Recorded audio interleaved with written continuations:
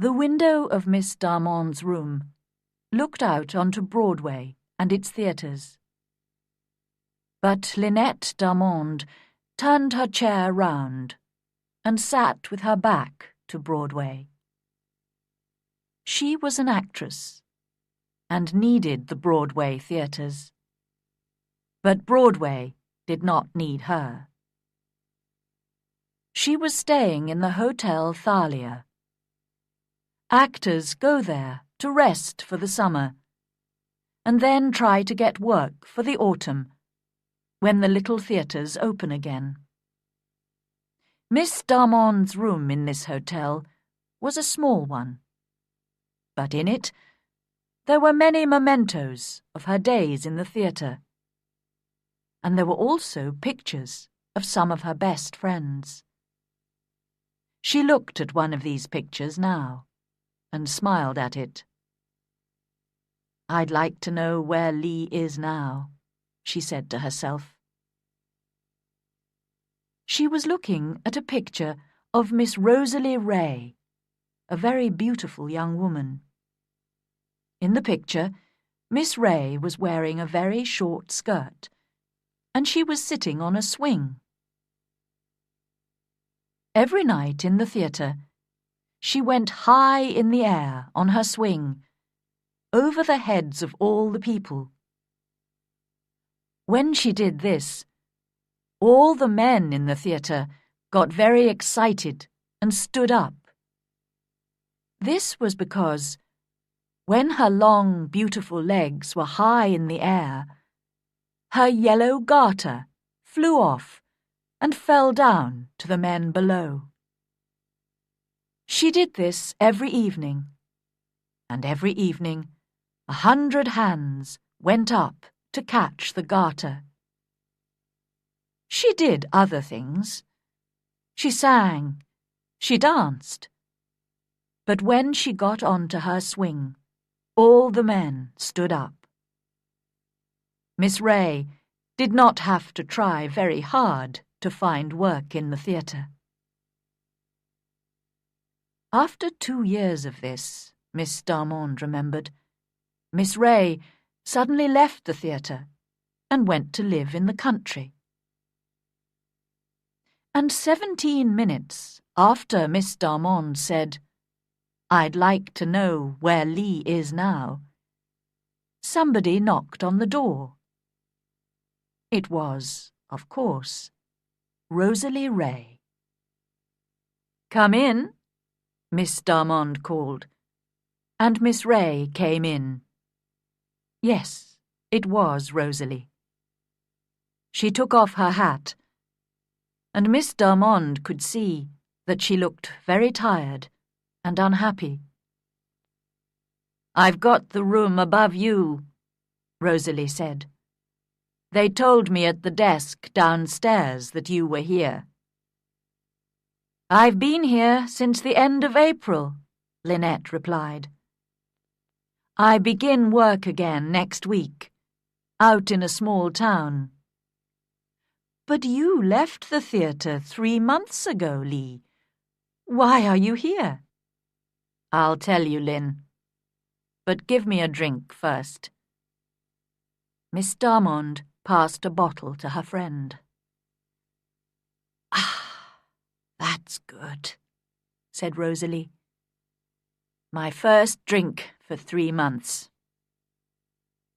Yes, Lynn. I left the theatre because I was tired of the life, and because I was tired of men. Well, the men who come to the theatre. You know we have to fight them off all the time. They're animals. They ask you to go out with them. They buy you a drink or two, and then they think that they can do what they want. It's terrible. And we work hard. We get very little money for it. We wait to get to the top. And it never happens. But most of all, I left because of the men. Well, I saved $200, and when summer came, I left the theatre and went to a little village by the sea on Long Island. I planned to stay there for the summer, and then learn how to be a better actress. But there was another person who was staying in the same house. The Reverend Arthur Lyle. Yes, Lynn, a man of the church. When I saw him for the first time, I fell in love with him at once. He was a fine man, and he had a wonderful voice. Well, it's only a short story, Lynn. A month later, we decided to marry. We planned to live in a little house near the church, with lots of flowers and animals. No, I didn't tell him that I was an actress. I wanted to forget it and to put that life behind me. Oh, I was happy. I went to church. I helped the women in the village. Arthur and I went for long walks. And that little village was the best place in the world. I wanted to live there forever. But one morning, the old woman who worked in the house began to talk about Arthur. She thought that he was wonderful too.